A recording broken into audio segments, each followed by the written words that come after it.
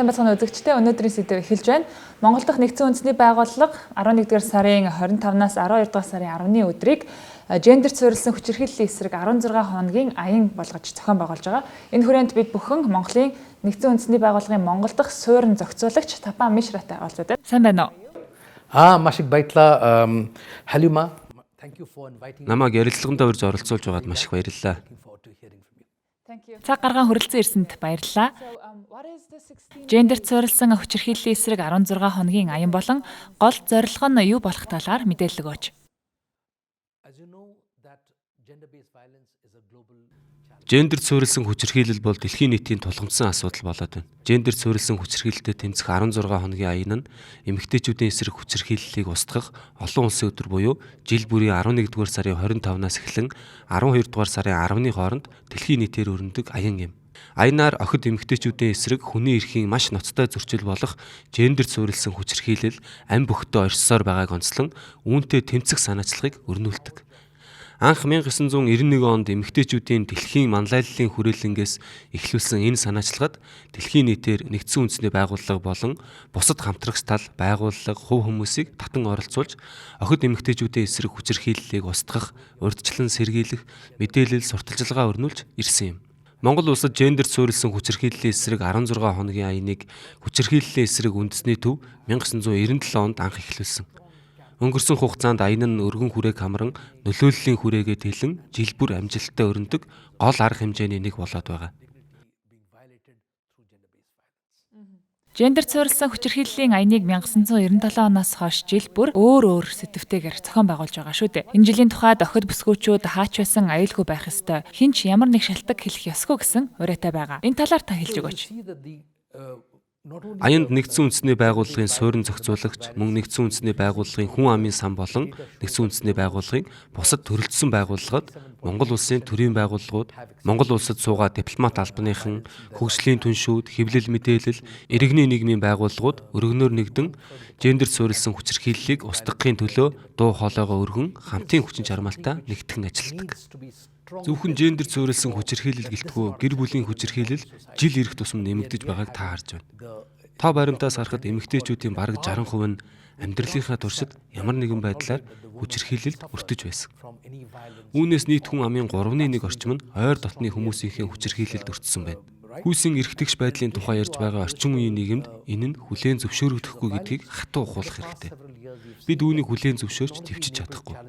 Ямар ч хэлбэрийн хүчирхийллийн эсрэг эмэгтэйчүүд хамтдаа тэмцэх ёстой юм. Ийм учраас л бид охид эмэгтэйчүүдийн эрхийг хатуу хамгаалж байгаа.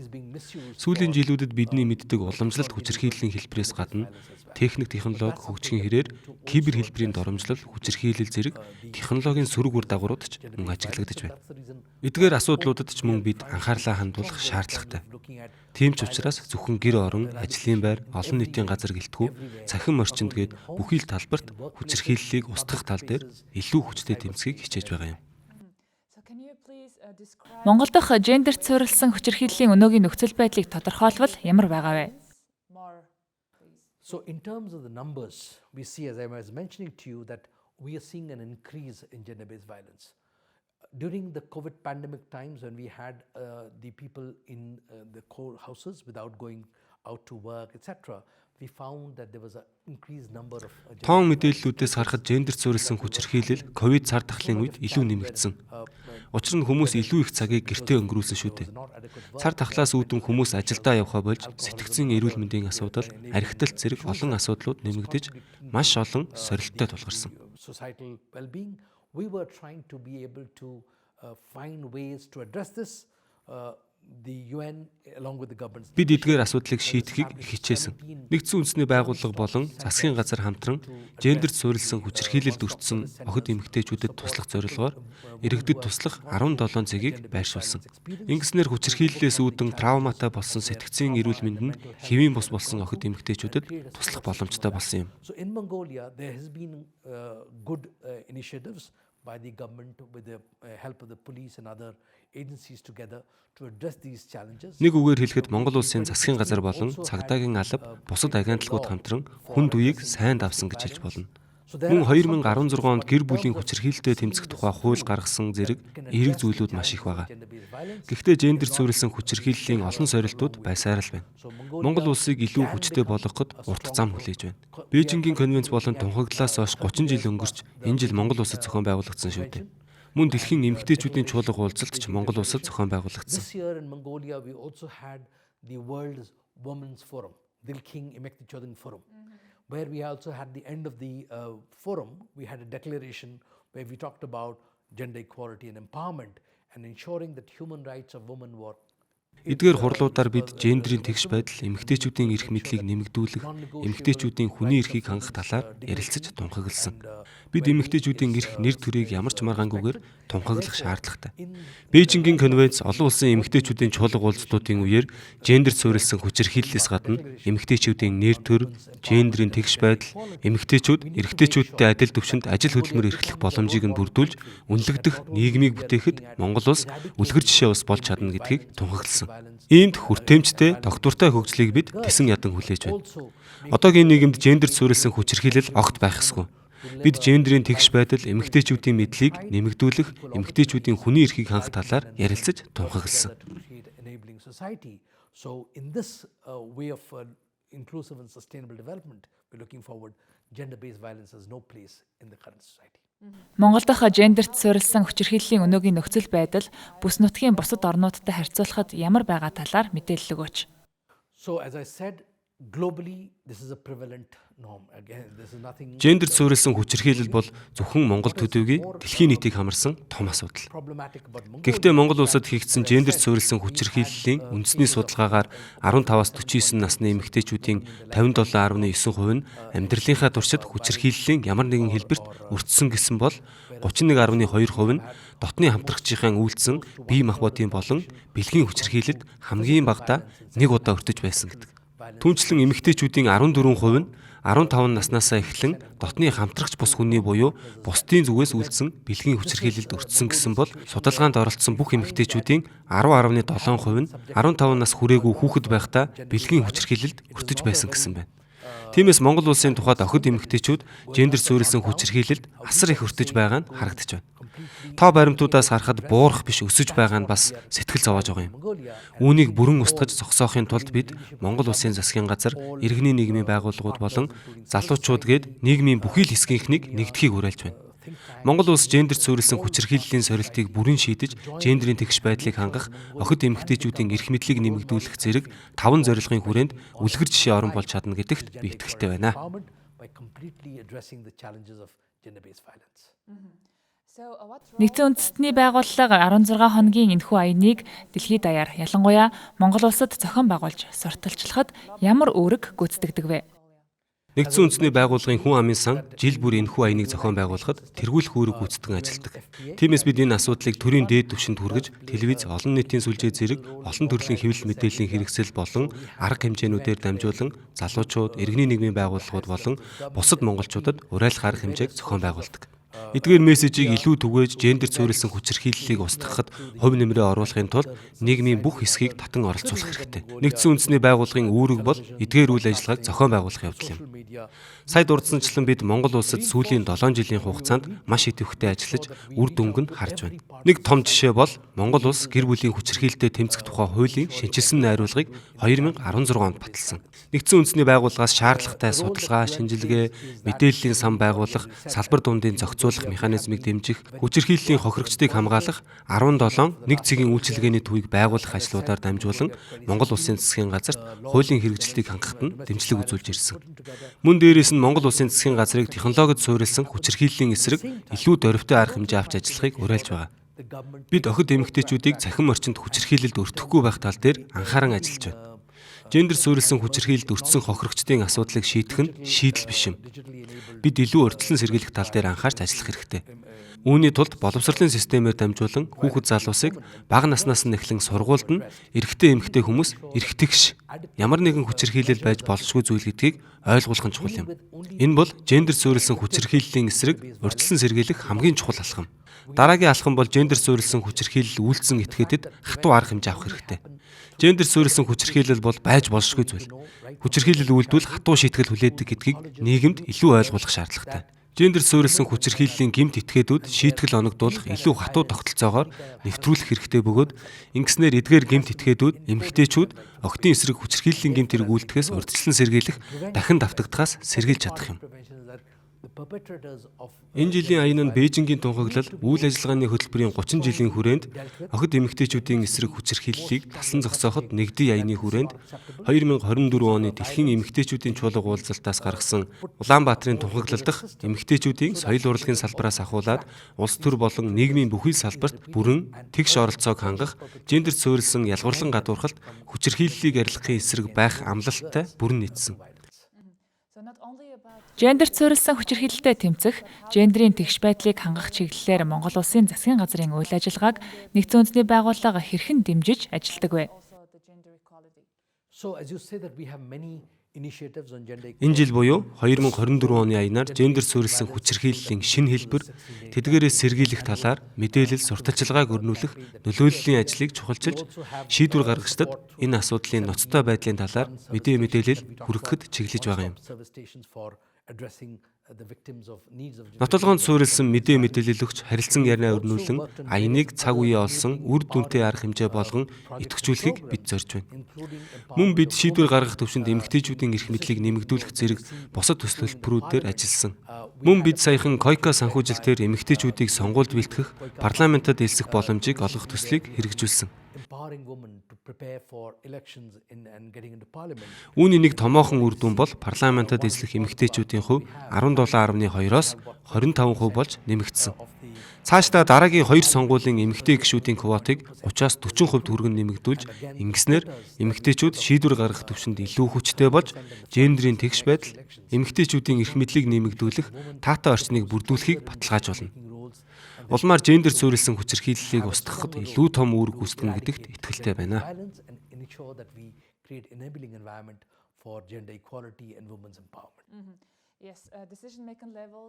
Шийдвэр гаргах төвшөнд эмэгтэйчүүдийн оролцооны талаар яг асууя гэж бодож байлаа.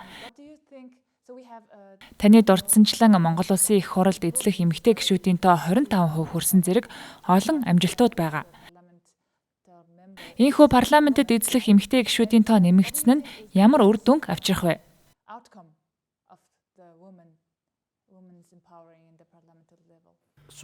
Гурван чухал зүйлсийг дурдах нь зүйтэй. Нэгдүгüүрт нь энэ бол эмэгтэй хүний хувьд илүү том, илүү чухал үүрэг гүйцэтгэдэг гэдгийг олж харах сайхан эхлэл гэж бодож байна. Тиймээс амьдралын бүхий л давхаргад байгаа бүх эмэгтэйчүүд, сурагч охид, их сургуулийн эмэгтэй оюутнууд, үйлдвэр эсвэл дэлгүүрт ажилладаг эмэгтэй ажилчид ч ялгаагүй хинч бай тэдэнд тэгш боломж байгааг харж болно. Тиймээс энэ бол маш хүчтэй дохио гэж харж байна. Хоёрдугаарт эдгээр эмэгтэйчүүд бусад эмэгтэйчүүдэд маш сайн үлгэр дуурайлал болох болно. Тиймээс тэд хариуцлагатай байж бусад эмэгтэйчүүдэд олон боломж байгаа гэдгийг ойлгуулж, мөн олон боломжууд нээх шаардлагатай. Тэдний түүх бусад эмэгтэйчүүдэд, ялангуяа залуу охидод бүхий л төвшөнд эмэгтэй хүний оролцоо чухал гэдгийг ойлгуулна. Гуравдугаарт эдгээр эмэгтэй гишүүд хүүхэд эмэгтэйчүүдэд чиглэсэн олон хууль журам тогтоолуудыг санаачилдаг. Учир нь тэд эмэгтэй хүний нөхцөл байдлыг илүү сайн ойлгож, эмэгтэйчүүдийг боломжийн хувьд илүү тэгш байдлыг мэдрэхэд нь дэмжлэг үзүүлэх хуулийн заалтуудыг бий болгодог. Зөвхөн парламент төдийгүй төрийн бусад байгууллагууд тэр дундаа хувийн хэвшил, иргэний нийгмийн шийдвэр гаргах төвшөнд эмэгтэйчүүдийн оролцоо нэмэгдснээр гендерийн тэгш байдлыг хангах, эмэгтэйчүүдийн эрх мэдлийг нэмэгдүүлэхэд илүү их дэмжлэг үзүүлэн ажиллаж байгааг харж болно. Эдгээр боломжийг олж авахын тулд эмэгтэй удирдагчид илүү эрх мэдэлтэй байх ёстой. Эрэгтэй эмэгтэй гэлтгүй бүх хүнд тэгш боломжийг бүрдүүлэх хэрэгтэй.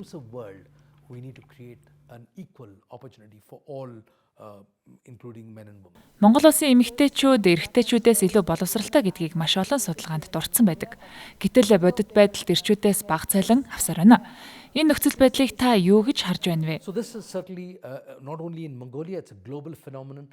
I know that even in things like sports, male sportsperson are paid much more than women sportspersons. Similarly, even the other. Энэ бол Монголоос гадна дэлхийн нийтийн үзэгдэл. Тухайлбал зарим спортын эмэгтэй тамирчид эрэгтэй тамирчдаас илүү бага цалин авдаг. Мөн ялгаагүй урлаг соёлын салбарын, хэвлэл мэдээллийн салбар гээд маш олон салбарт эмэгтэйчүүд илүү бага цалин авдаг.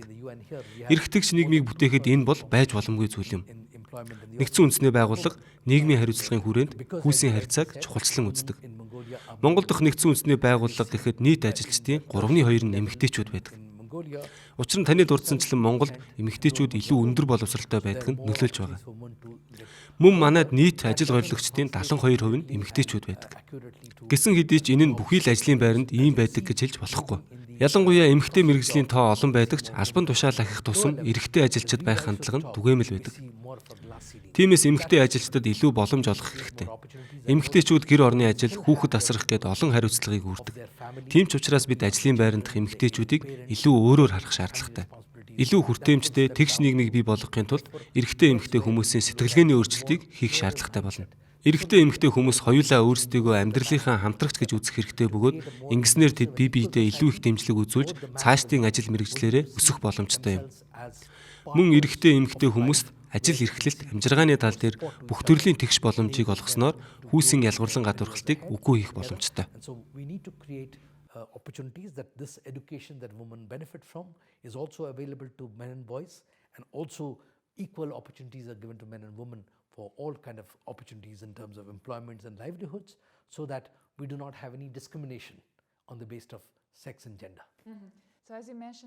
Таны ярианы эхэнд дурдсанчлан эмэгтэйчүүд хүүхэд төрүүлэх, өсгөх гээд карьераа хадгалах, өсгөхөд хүндрэлтэй болдог шүү дээ. Энэ асуудлыг шийдвэрлэх гол шийдэл нь юу гэж та боддог вэ? So there are three solutions to this. Women make choices in terms of how they choose their life and careers. Үүнд би 3 шийдлийг дурдмаар байна. Эмэгтэйчүүд хувийн амьдрал эсвэл ажил мэргэжлээ сонгохдоо сонголт хийдэг учраас мэдээжийн хэрэг тэд ажил мэргэжлийн карьераа сонгох бол гэр бүлийн үүрэг хариуцлагыг гэр бүлийнхэн бусад гишүүд хамтрагчтайгаа хэрхэн яаж зохицуулахаа ярилцаж шийдэх нь эмэгтэйчүүдийн үүрэг гэж би бодож байна. Хэрв тэд ажил эрхэлж байгаа бол ажил амьдралын тэнцвэрийг зохицуулах нь чухал шүү дээ. Хоёрдугаарт эрэгтэй эмэгтэй эхнэр нөхөр хоёрын хооронд энэ сэтгэлгээний өөрчлөлтийг хийх ёстой гэж бодож байна. Хэрхэн зохицуулах талаар илүү их ярилцах ёстой. Хүүхэд асрна гэдэг бол зөвхөн ээжийн үүрэг хариуцлага бус аавын ч мөн адил үүрэг хариуцлага гэдгийг ухамсарлах нь чухал. Монголд эцэг эхээс гадна эмээ өвөөгийн үүрэг чухал нөлөөтэй байдгийг маш их анзаарсан. Ялангуяа хүүхдийн ээжийг ажилдаа буцаж орох үед эмээ нь хүүхдийг нь харж үлддэг гэр бүлийн заншил байдаг шүү дээ. Үүнийг би маш том давуу тал боломж гэж харж байгаа. Гуравдугаарт бид энэ асуудлыг илүү том зургаар харах шаардлагатай. Хэрхэн тэнцвэртэй байх вэ? Учир нь техник технологи хөгжсөн өнөөгийн мэдлэг мэдээллийн нийгэмд эмэгтэйчүүдийн ажиллах чадвар эрэгтэйчүүдийнхээс илүү биш юмаа гэхэд дутах зүйл байхгүй болсон. Гэвтэл илүү их бяр хүчний ажил хөдөлмөр шаардлагатай байсан өмнөх үе шиг эрэгтэйчүүд илүү үнэлэгдсэн хэвээрэл байна. Дижитал мэдээллийн ертөнцид эрэгтэй эмэгтэй бүгд тэгш ирэх байх ёстой. Тиймээс бид эмэгтэйчүүдэд илүү аюулгүй байдлыг мэдэрдэг, тэднийг дэмжсэн бодлоготой таатай орчныг бүрдүүлэх хэрэгтэй. Жирэмсний амралт байдаг ч хүүхдийн цэцэрлэг болон бусад хүүхэд асрах байгууллагууд чухал үүрэг гүйцэтгэнэ. Хүүхдээ найдвартай үлдээх яасал цэцэрлэг байснаар ээжүүд 100% хүүхэдтэй анхаарлаа хандуулах шаардлагагүй болно. Тиймээс бид хүүхдэд ээлтэй, ээжүүдэд ээлтэй бодлогыг түлхүү бий болгож, боловсронгуй бүтэц, чиг үүргүүдийг бий болгон ажил мэргэжлээ үргэлжлүүлэх эмэгтэйчүүдийг өөрсдийнхөө эрх болон зорьсон зорилготой хүрэхэд нь дэмжлэг үзүүлж, тэдэнд боломжийг бүрдүүлж өгөх хэрэгтэй.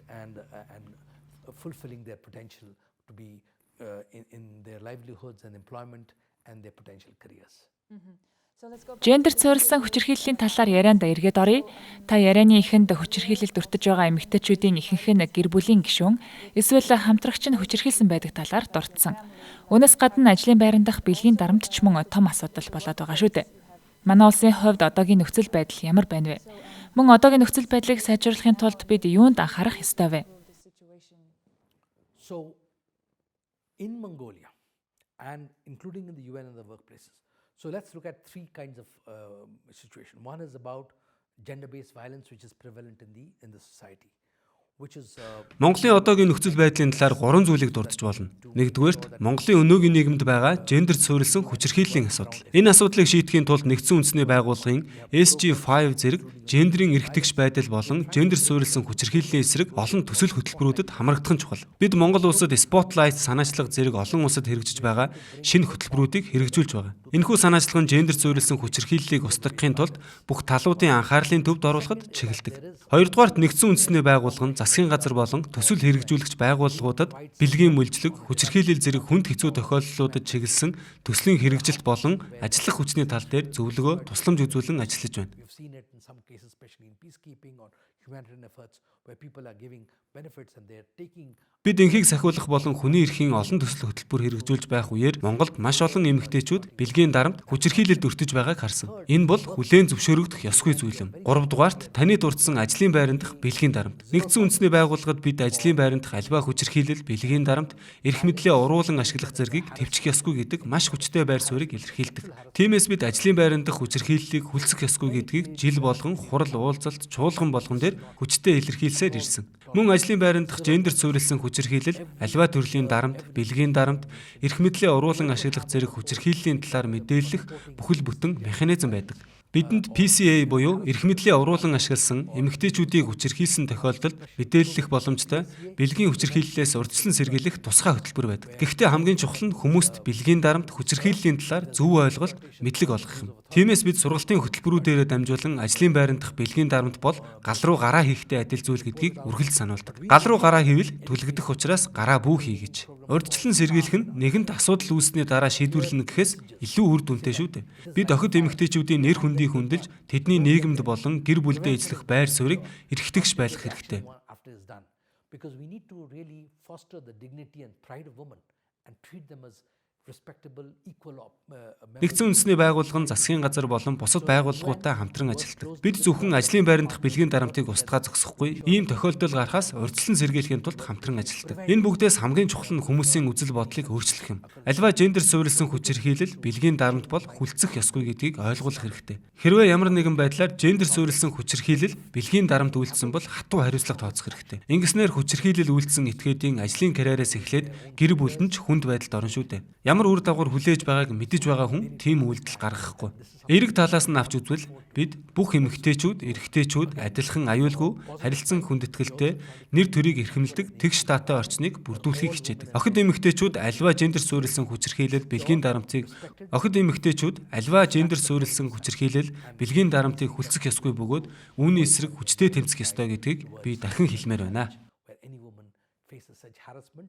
Or sexual harassment or abuse of authority or exploitation and abuse, and certainly zero tolerance to any violence against women and girls. Монгол дахь олон улсын байгууллагууд гендерт суурилсан хүчирхийлэлтэй тэмцэхэд тулгардаг гол сорилтууд юу вэ? Монгол улс гендер суурилсан хүчирхийлэлтэй тэмцэх асуудлаар хууль тогтоох болон институцийг бүрдүүлэх тодорхой ахиц гаргаж, хүний эрх, гендерийн тэгш байдлын талаарх олон улсын хэд хэдэн гэрээ конвенцэд нэгдэн энэ хүрээнд гендерийн тэгш байдлыг хангах тухай, мөн гэр бүлийн хүчирхийлэлтэй тэмцэх тухай, хүүхэд хамгааллын тухай хуулиуд болон эрүүгийн хуулиа батлан хэрэгжүүлж байна. Гэхдээ өнөөгийн хууль тогтоомж үндсэндээ гэр бүлийн хүчирхийлэлд гол чиглэж, харин технологи ашиглан үйлдэж буй гендер суурилсан хүчирхийлэл зэрэг хүчирхийллийг бусад хэлбэрүүдтэй холбоотой хуулийн заалтууд хязгаарлагдмал байна. Одоогоор охид эмэгтэйчүүдийг технологи ашиглан үйлдэгдэж буй гендерт суурилсан хүчирхийлэл буюу кибер мүлжлөгөөс хамгаалж байгаа хууль эрх зүйн орчин байхгүй байна. Хэдийгээр гендер суурилсан хүчирхийллийн хариу арга хэмжээний механизмыг бүрдүүлсэн ч гендерт суурилсан хүчирхийллээс урьдчилан сэргийлэх хөтөлбөр болон хүчирхийлэл үйлдэгдэхэд хүргэж буй үндсэн шалтгаануудад чиглэсэн анхаарал, хөрөнгө санхүүжилт хязгаарлагдмал хэвээр байна. Мөн одоогийн байдлаар гэр бүлийн хүчирхийлэлтэй тэмцэх тухай хуулинд гэр бүлийн хүчирхийллийг гол онцолсон нь өнөөгийн нөхцөлд илүү наривчлан цогцоор авч үзэх шаардлагатай гендерт суурилсан хүчирхийллийн бусад хэлбэр дутуу шийдэгдэхэд хүрч Танд сүүлийн асуултыг үлдээ гэж бодож байна. Таныг үзэгчдэд зориулан гендерт суурилсан хүчирхийллийн эсрэг уриалга хэлнэ үү гэж хүсэж байна.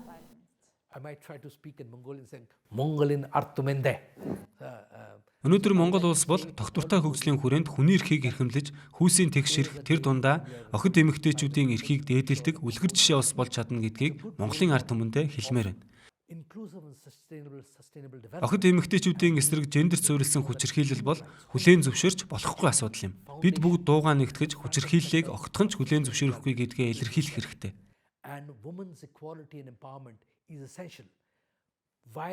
Бид эдгээр ёс бус үйлдэлийг шийдвэрлээ зогсохгүй, урьдчилан сэргийлэх тал дээр анхаарч ажиллах хэрэгтэй. Охид бүсгүйчүүд гэр орон, ажлын байр, сургууль, их сургууль, олон нийтийн газар, цахим орчинд гээд хаач байсан ёс бус үйлдэл, доромжлол, хүчирхийллийг төвчих ёсгүй. Бид ирээдүйн хойч үе болсон үр хүүхдүүдтэй хүний эрх, Хүүсийн эргэтгэж байдлын талаар мэдлэг боловсрол олгож, уудам тал, хөх тэнгэр шигэ сайхан сэтгэлтэй, эрэгтэй эмэгтэй хүмүүсийг адилхан хүндэлдэг нийгмийг хамтдаа бүтээх болно.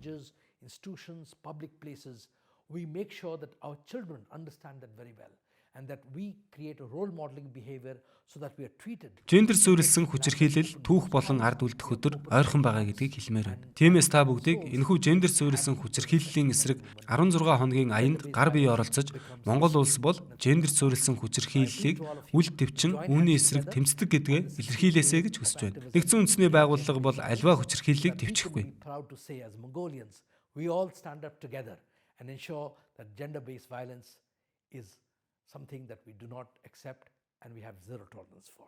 Thank you. Sansakni Husik, Amjil Husi. Цаг гарган ярилцлага өгсөн танд баярлалаа. Баярлалаа. Thank you. Өдөртөө бид бүхэн нэгдсэн үндэсний байгууллагын Монгол дахь суурин зохицуулагч Тапан Мишратай уулзаж ярилцлаа.